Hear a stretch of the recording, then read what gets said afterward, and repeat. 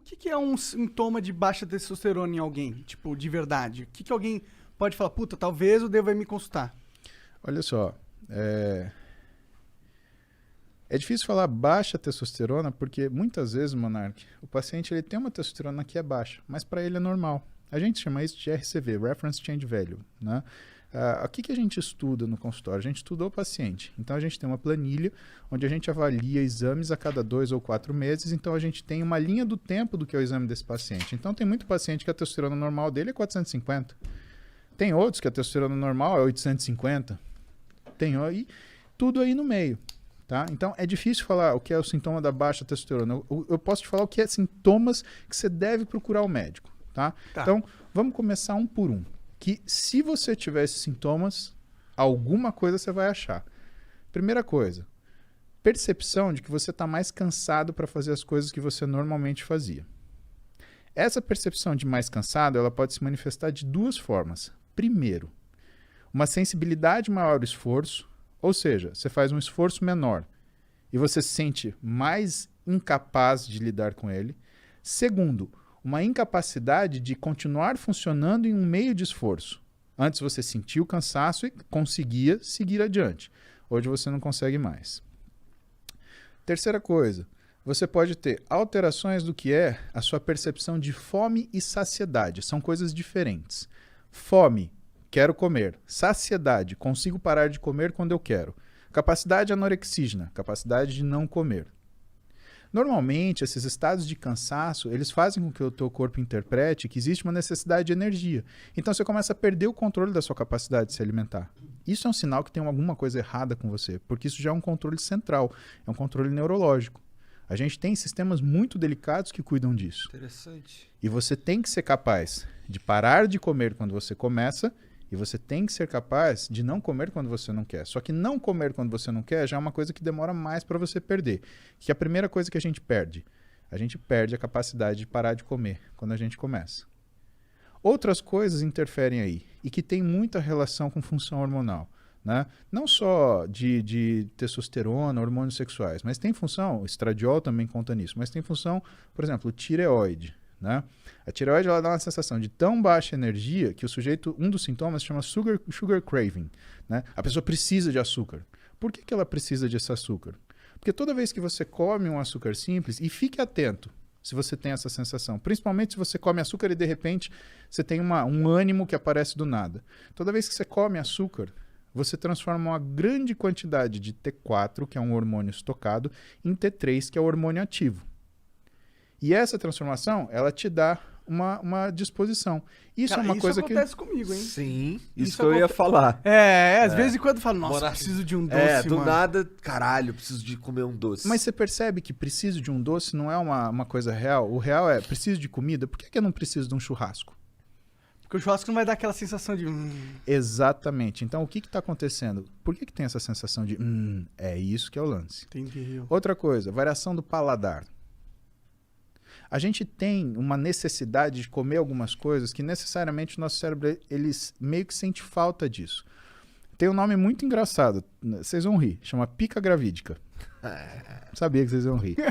Pica gravídica. Não tem como não rir, né? Não Porra. tem. Os dois são bons, tá e é ligado? um nome que uma parte complementa a outra, né? Que faz sentido, né? Mas, por exemplo, é aquela história de mulher grávida ter vontade de comer tijolo, cabo de vassoura. Né? Por que é isso? Isso daí é uma alteração, não deixa de ser uma alteração nutricional e que muitas vezes tem relação com alguma função metabólica que não está organizada. Sensação de mal-estar depois que você come, aquela sensação que você fala, nossa, agora eu queria um caixão para morrer e ressuscitar. Né? Isso também é um mau sinal. E eu acho que eu preciso me consultar com você, cara. Cara, tudo isso que você tá falando aí, tirando o lance do açúcar, porque eu não sou muito chegado, não. Mas o lance de... Quando você falou que, porra, quando o teu corpo tá cansado, ele começa a achar que tá faltando energia que tu quer comer, pá. Porra, tu me definiu, cara. Não, mas é verdade. Aí você percebe que, assim, você nem tá com fome, mas você quer comer. E sabe qual é o grande problema? E, assim, tem uma série de outros sintomas. Se a gente for começar a falar, então a gente vai de cima para baixo. A gente nem começou a falar dos neurológicos. Ainda tem cognição, tem memória, sensação de recompensa. controle da ansiedade, da agressividade e da Sensação de irritabilidade. recompensa. Fala um pouquinho dessa da sensação de recompensa. Sensação de recompensa, a gente está falando do que é a organização de alguns núcleos no nosso cérebro, tá? Então... Porque eu não sinto essas... Eu não tenho mais essa parada, tá ligado? Claro um que bagu- tem, você fica mó feliz que você ganha de alguém no jogo, porra. Não, mas não, porra, não é disso que eu tô falando. Mas esse é o mesmo Não, eu tô mecanismo. falando de, pô, por exemplo, eu não... Os caras falam pra mim assim, porra, pô, maneiro o trabalho que tu tá fazendo, ou coisas do tipo assim, no macro, não tô falando de um joguinho, tô falando no macro, a minha sensação é sempre de indiferença. Blazer. É. Então você está falando de dopamina e adrenalina, tá? Isso você vai entender, você nunca mais vai esquecer, tá? O nosso cérebro, ele tem linhas de nos proteger, tá? E essas linhas de proteção, elas alteram que a nossa tomada de decisão. Então existe um equilíbrio muito perfeito entre alguns locais. Vou falar os nomes para você escutar uma vez. Striatum dorsalis, núcleo accumbente, amígdala e núcleo ventromedial do córtex pré-frontal. Esses são 4 que a gente lida com mais frequência, tá? O striatum dorsalis é um núcleo de neurônios no nosso cérebro onde ele fica medindo constantemente os títulos de alguns neurotransmissores. Neurotransmissor, ele é simplesmente uma substância química que transfere uma informação de um elétron de um neurônio a outro. Perfeito, obrigado. E esses neurotransmissores, quando a gente olha isso, quais são os que a gente olha com mais frequência? Dopamina e noradrenalina. A dopamina é aquilo que desperta a tua iniciativa de fazer as coisas. Ela está concentrada aqui na sua região frontal da cabeça, que é o núcleo ventromedial do córtex pré-frontal, por exemplo. Por quê? Porque essa área, Igor, é o grande simulador do seu organismo. Então, se eu te chamar para, por exemplo, comer um ceviche, você simulou peixe cru, não quero. Paulo, obrigado, não gosto. O que não acontece, por exemplo, quando você está bêbado. Né? Quando você está bêbado, o que aparecer na sua frente, você come. Por quê? Porque você está desfrontalizado, você desligou o seu órgão simulador. Mas vamos continuar lá. Vamos pegar a propaganda do iFood. A gente estava aqui, 13h, 1h30, né? Por que nessa hora a gente jogou um sanduíche na tela? Porque o teu cérebro olhou aquilo e o teu núcleo ventromedial do córtex pré-frontal, ele simulou. Nossa, que bom seria se eu comesse um hambúrguer agora, porque está na hora do almoço. Seu nível de dopamina sobe. Você pega o seu telefone. iFood, hambúrguer. É a dopamina que te move pra tomar essas decisões, assim? Pediu o hambúrguer, beleza? Esse tá funcionando, Igor. Você teve... E aí, a gente vai chegar no lance da satisfação, tá? Só que quando esse hambúrguer chegou 40 minutos depois, algumas vezes, você já deve ter sentido assim, pô, mas eu tava com vontade de comer macarrão. O que é isso? A dopamina subiu, fez você tomar decisão, caiu e sobrou o quê? Sobrou para noradrenalina, que é essa sensação de satisfação mais duradoura, fazer esse meio de campo. Só que quando chegou o hambúrguer, você queria macarrão. Muitas vezes a gente não sente essa satisfação porque existe uma incoerência entre o ato feito e o resultado dele. Guarda isso numa caixinha. Vamos voltar para o striatum dorsalis. Ele está medindo dopamina, noradrenalina. Pá, pá, pá, pá, pá, pá, pá, pá. Ele fala para o nosso núcleo accumbente o que está acontecendo. Ó, o título está assim. E o nosso núcleo accumbente, ele interpreta. Tô bem, tô mal. Exemplo. Tuas filhas vão ficar adolescentes. Aí, com 13 anos, elas vão pedir para você levar elas para Disney e o dólar tá R$4,50. Cara, você vai fazer das tripas coração, você vai pagar uma passagem caríssima, fila, lá. Quando chegar na Disney, e assim, ela tá aqui em São Paulo, eu quero ir, porque se eu não for, eu vou morrer, porque todos meus amigos foram, só eu não fui, você não gosta de mim, minha mãe não me ama, eu fui adotada. Cara, é toda... Coisa de adolescente. Exatamente. É. Chegou na Disney, pisou na porra do parque. Ah, essa isso. Aí você quer falar assim, uma porrada. acorda! Por quê? O núcleo accumbente, ele é sensível a variações hormonais, tá? Num adolescente, o que você mais tem é variação hormonal. Então ele faz essa leitura de percepção de recompensa ou não de uma forma muito inacurada. Por isso que é difícil você ver um adolescente que está 100% equilibrado o tempo inteiro, né? Ele está escutando uma música de corno lá, sofrendo, ou então ele tá, sei lá, dando heavy pulo, alucinado, né? Ele tá sem comer, ou então ele tá lá comendo, fast food mais nervoso que tem. Aliás, você já viu, conta nos dedos, quantos adolescentes, por exemplo, gostam de comida japonesa? Por quê? Porque comida japonesa, você sente o sabor aqui, no paladar, no nariz, não na boca. E, por exemplo, um fast food, um hambúrguer, você sente aqui, super salgado. O que ela quer? Ela quer água? Não, ela não quer água, ela quer um refrigerante, super doce. Quem que toma vinho? Nós 4, nós 3, né? Por quê? Caralho, Igor, falou que você tá tão gordo que você conta como 2. Não, Aí. Contei o Sérgio. Então, por que a gente toma vinho? Onde você sente o vinho? Aqui. Então, o que você percebe? Você percebe que essa sensação de recompensa, né, ela existe numa determinada situação de equilíbrio. A gente falou, com ciclo de esteroide assim, com implante hormonal mal indicado é assim, e na adolescência é assim. Por isso que o adolescente ele tem essas insatisfações tremendas e tem essas satisfações, né, abruptas e explosões de euforia. Isso faz com que ele tenha não é uma fragilidade desse sistema, mas uma necessidade dos pais, por exemplo, lidar com os adolescentes de forma a não romper os laços. Por quê? Se você é pai, se você é mãe, você está numa situação dessa, e se você está estressado, cara, você vai querer dar um pega no seu filho, dar um expor, você vai fazer isso, pelo amor de Deus, não rompa o laço. A vida dele é assim, ele está aprendendo a mexer com esse aparelho. Tá? Então, o que você tem que fazer? Você tem que lidar de um jeito onde você mantém o respeito, mantém a autoridade, porque limite todo mundo precisa. Né? Agora, não vai gritar, não vai berrar, não vai bater, isso daí não adianta. Que é o que em casa rola um negócio que eu chamo de castigo dinâmico. Eu dou tudo para minhas filhas, mas eu tiro. Ah, você tá de castigo. Ou então, na realidade, eu falo assim, você tá de castigo. As bichas travam que não passa pensamento. Por quê? Porque o castigo não tem data. Quando que é a data? Quando eu olhar pra ela e ver que ela mudou a atitude dela. E não adianta me alisar, agradar, beijo, paizinho. Eu sou o ruim, né? A minha mulher é... Cara, eu queria ser filho da minha mulher. Impressionante, cara. Ser filho da Roberta Carbonari... Mas que tipo de castigo tu dá pra mais nova? Cara, pra mais nova... Então... O castigo o é Igor assim... querendo dicas. Eu quero dicas. Tá bom. Cara, a Duda e a Clara, elas são completamente diferentes. Elas são maravilhosas naquilo que elas são. A Duda tem 17, é uma mulher, né? Ela tem muita iniciativa, ela tem muita argumentação. E ela é uma pessoa muito de agir, né? O que às vezes me preocupa, por quê? Porque às vezes ela considera pouco o que são as consequências das coisas. A Clara, nesse sentido, ela é o contrário.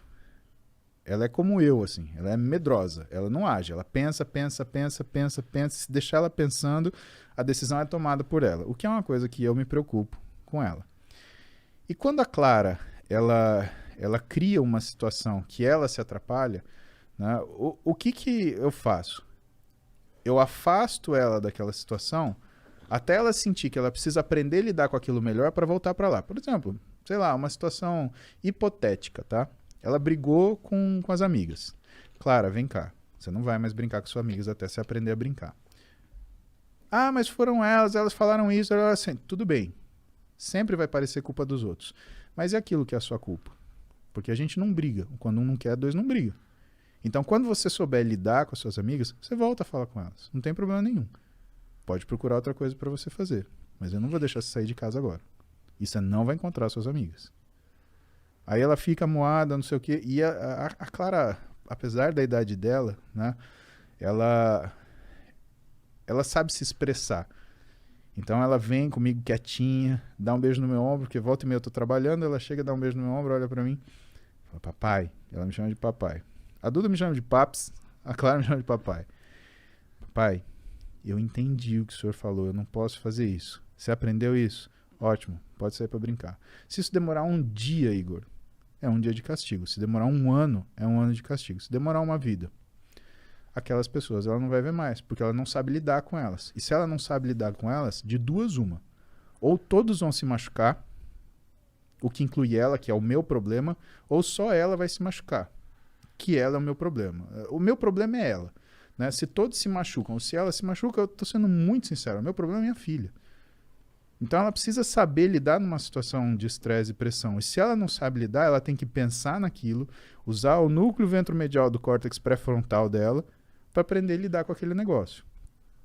Para a gente falar ainda da questão da percepção da satisfação e do que é a recompensa. Então a gente tem esse equilíbrio. A gente tem a nossa amígdala, que foi o que eu faltei falar para você, que cuida da nossa ansiedade, irritabilidade e compulsividade, né?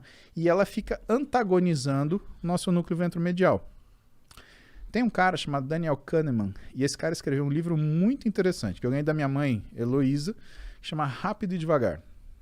E o que ele fala nesse livro? Ele fala justamente, ele faz uma análise através da neurociência do que são as nossas tomadas de decisão. Aquilo que você não pode responder na hora. Se você não precisa se defender de uma agressão imediata, nunca tome essa decisão. Pare. Pense. Você está tirando da sua amígdala, que vai responder com agressão, ansiedade e compulsão. E você está jogando para o seu córtex ventromedial, que vai simular aquela situação, as potenciais, né, complicações, e aí vai avaliar aquilo que vai acontecer. Passagem da história, vamos dar um exemplo disso. Elizabeth I, ela foi rainha da Inglaterra, ela foi traída por uma outra rainha que foi deposta, que era católica. Elizabeth I era protestante. Rei Filipe, que era o rei da Espanha, a Espanha era a potência dominante na época, né? Uma potência navegadora, tinha uma esquadra de navios maravilhosa, né? Extremamente potente. Eles estavam fazendo uma conspiração. Para quê? Para depor a rainha Elizabeth, que era protestante, né? E empossar a rainha, outra rainha católica. Tudo bem. Ele começa um trânsito de mensagens entre o rei Filipe e essa rainha, né? E eles fizeram isso com um único propósito, de fazer o quê? De que essas mensagens fossem descobertas. Por quê? Porque uma vez descobertas essas mensagens, ia-se saber que, ou ia-se acusar a rainha católica de traição. E a punição para traição ao reinado e à rainha é morte. Rainha Elizabeth, seguindo o que era o conselho dos seus conselheiros, condenou a rainha católica à morte e cortou-lhe a cabeça. Rei Filipe fez o quê? Você matou ou ordenou o assassinato de uma rainha católica. Isso, pela lei do papado, é contra o princípio do seu reinado. A gente vai fazer guerra com você. E ele entendeu isso como uma declaração de guerra. Se ela tivesse parado um minuto para pensar e falar assim, esses caras querem que eu mate essa mulher, ela nunca ia ter feito isso. Bom, o que aconteceu na história? Essa história, né, eu não lembro o nome da batalha, mas o fato é que a esquadra espanhola foi em direção à Inglaterra, teve uma tempestade descomunal, afundou a esquadra espanhola e só por isso que a Inglaterra não passou para o domínio da Espanha e se tornou novamente católica à frente dessa rainha que eu não lembro o nome. E por isso que a rainha Elizabeth ela permaneceu. Mas isso é um exemplo na história disso. Sorte aí. Quem dá cu da sorte. Exatamente. É aquela história. E aí você para pensar. Cara, vale a pena você parar 2 minutos para você pensar no que você vai fazer? É. Vale. Quanto isso tempo... mudou um pouco a minha vida, cara. Esse lance de pensar antes, tá ligado? Porque, porra, eu já fui um cara difícil de lidar, tá ligado? Que tudo respondia que assim, sem pensar muito. E depois que a merda tava feita, eu, caralho, fiz merda. Igor, ninguém é fácil de lidar. Só a gente é fácil de lidar. Você já parou pra pensar que você pode olhar pra você ontem que é uma coisa desleal com você e falar que você era um cara difícil de lidar. Por que é desleal com você? Porque você tá olhando para um Igor de 15 anos, 20 anos, a partir da visão de um Igor de 30 e tantos. Quantos anos você tem? 36. Desculpa. Você tá olhando para você 18 anos atrás com a visão do Igor de 36. Faz isso, cara. Isso é culpa. Isso é ruim. Isso te machuca. Porque ninguém é fácil de lidar. Tem gente que finge ser fácil de lidar. Mas ninguém é. Todas as pessoas querem o que elas querem, do jeito que elas querem, na hora que elas querem. E se elas não têm isso, as que são mais... como fala? As que são mais ardilosas, elas criam mecanismos para chegar nessa situação. As que são mais impulsivas, elas querem tomar aquilo na briga, que não tem um jeito certo e errado. Aquilo são formas. Né? Você não consegue qualificar isso. Né? Então, o que faz a gente, na verdade, observar isso é um amadurecimento que você foi submetido. Você foi obrigado a pensar 2 vezes. Todos nós tivemos situações onde nós fomos viscerais e fomos, né, extremamente agressivos. A questão é, o que custou para a gente mudar? Pensa no que você passou de vida, o que você enfrentou, as coisas, os nãos que você levou. Cara, isso é um assunto legal porque isso eu acho que vem muito de encontro daquilo que é você se conhecer. Né? A história do Rain, né? Reconhecer, aceitar, investigar e não identificar. Você foi, né? Você não tem culpa por causa disso. Todo mundo é assim. Caralho, agora eu tô me sentindo bem. Olha lá. Que bom. Antes eu tava me sentindo merda. Por isso que ele é um médico. Que bom, meu.